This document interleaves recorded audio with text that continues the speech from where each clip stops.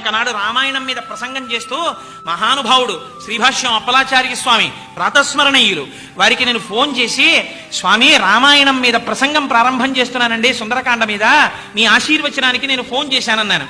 అంటే అప్పలాచార్య స్వామి వారు అన్నారు, నాయన రామాయణం మీద ప్రసంగాలు అలా చెప్తూ ఉండవలసిందే. ఎందుకో తెలుసా, రామాయణం ఉన్నంత కాలమే మానవత్వం ఉంటుంది.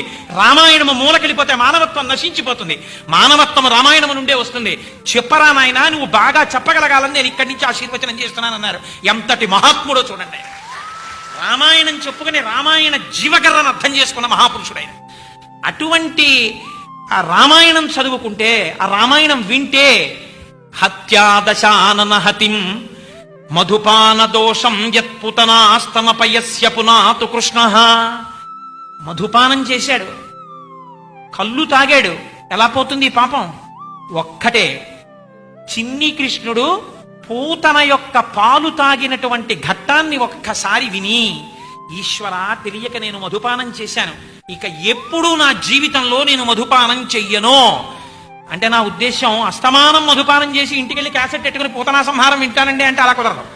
నువ్వు పశ్చాత్తాపంతో అది విడిచిపెట్టి వినాలంతే. అలా వింటే ఇంక నీకు మధుపాన దోషము నశిస్తుంది.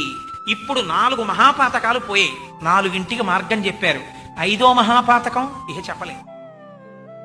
ఏమిటి, ఎందుకు చెప్పలేదు అంటే, అసలు 5వ మహాపాతకం జరగడానికి వీలైన రీతిలో ఈ భరతఖండము ఉండకుండుగాక.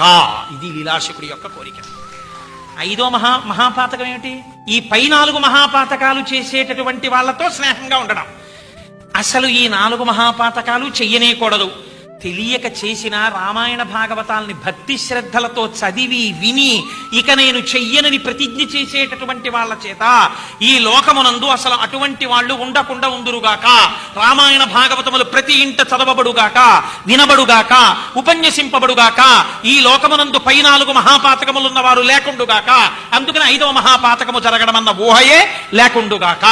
చెప్పకనే చెప్పడంలో లోకమునందు ఎంత గొప్ప ఆశీర్వచనాన్ని లీలాశకుడు అనుగ్రహించాడో చూడండి.